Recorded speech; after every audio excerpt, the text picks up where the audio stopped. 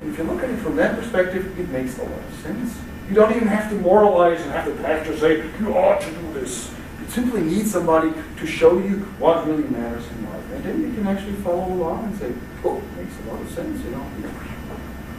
By the way, Joel not only brought me a lottery ticket, but also this railroad-approved watch, which is the sort of thing that railroad workers needed to have, because I guess it's more precise than this one over here, which gives me 2 more minutes also. I like this one. But it's also a reminder, you know, there is something out there, not in the ancient times only, but in the working class community today, where there is a solidarity.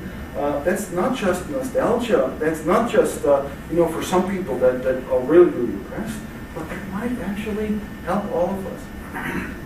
I spoke at the AFL-CIO Central Labor Council on Wednesday and sat next to a woman from the doctors' union. Did you know there was a doctors' union? I mean, we think of, you know, unions as you know, white guys in blue overalls, you know, working on machines. But there's a doctors' union. There are unions. There's Justice. I worked with that outfit that helps organize immigrants. That helps organize people that can't be organized by the union. There's a lot of solidarity going on that affects us at all levels of our lives, and the sort of thing that really might help us find this alternative. But you can only see it from the bottom up. In my own position in the university, you know, I now have this named chair, tenure, full professor. It's probably as high as you can go, unless you want to go into administration. I could imagine, you know, well, the old saying, you know, the strong are most powerful by themselves. I could imagine I basically push my own luck now. I can shape my own fate. But the reality is, that's not even the truth in a university. It would be much more intelligent if professors, students in the university would unite and actually think about what is it that we really care about. At a time when the universities are really affected by corporatization, when the universities are run more and more like businesses, where even the top professors more and more feel the pressure to perform and to produce and outcomes based and all that. Producing and performing is not my problem. But the question is, for whom do you work? Whose success do you have in mind? Who ultimately benefits from what you're doing? And if we ask these questions in community, that pull together the people that actually do the work, the people that actually do the work from the bottom up, I think we'd have a different system. We'd have a stronger university. I submit to you that we'd have much stronger churches too if we build the churches from the bottom up rather than from the top down. Which is the way I always, you know, I grew up in Methodism in Germany as a 5th generation. I always saw Methodism like that before I came to the United States and wasn't quite sure where the bottom up is happening in the States. Not to say that it can't happen. I mean, that's really what I'm pushing for here. What would it look like, you know, if we had groups like that, Sunday school groups, other people actually getting together. That's one thing I was saying at the Central Labor Council on Wednesday. I said, what if labor, people, you know, union people, union leaders, rank and file union members, who are Christians, who are in their churches, would actually, you know, communicate some of their concerns to their pastors, to their church communities, because usually it goes the other way around.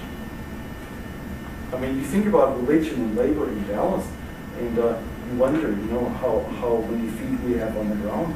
If you think about people who are actually involved in religion and labor issues,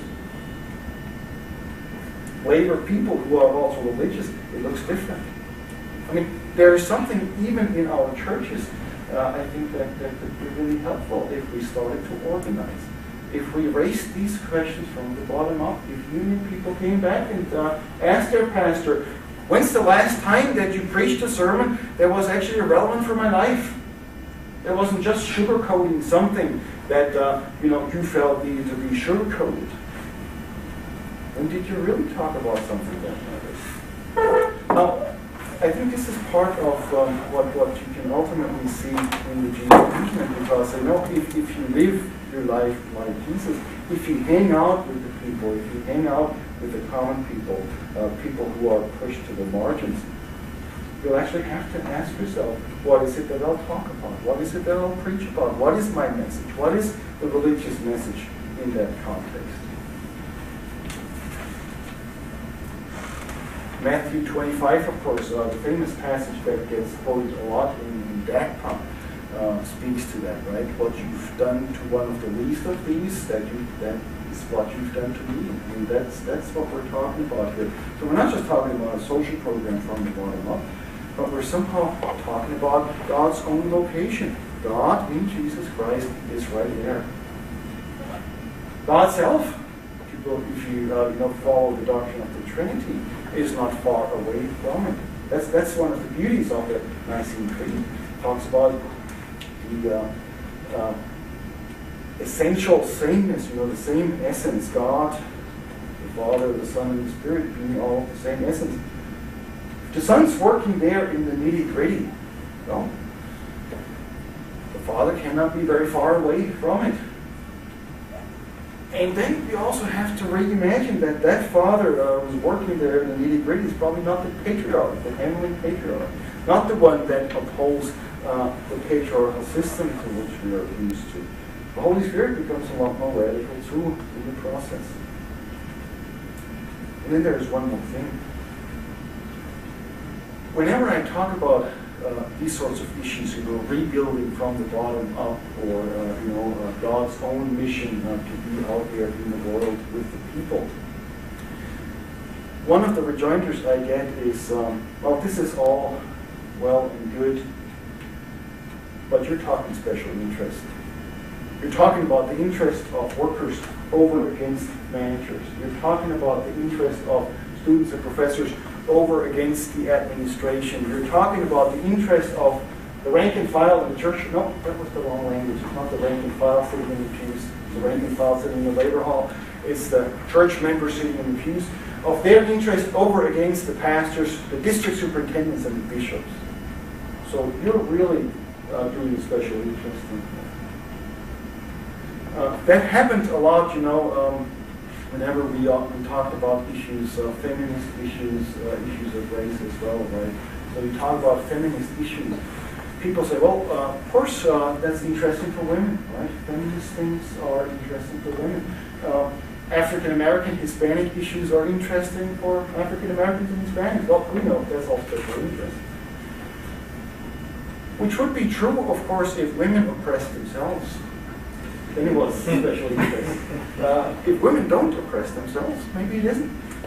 If black people don't oppress themselves, well, maybe their issues are our issues. Workers are not the ones that basically keep reducing their own salaries and their own benefits and their own working conditions. Then you have a point. The funny thing is, and this is perhaps the biggest surprise to our own common sense logic, is that if you start at the bottom, the way I'm proposing here, you're really developing a common interest perspective unlike any there is. Because you're starting from the other way around in such a way that it affects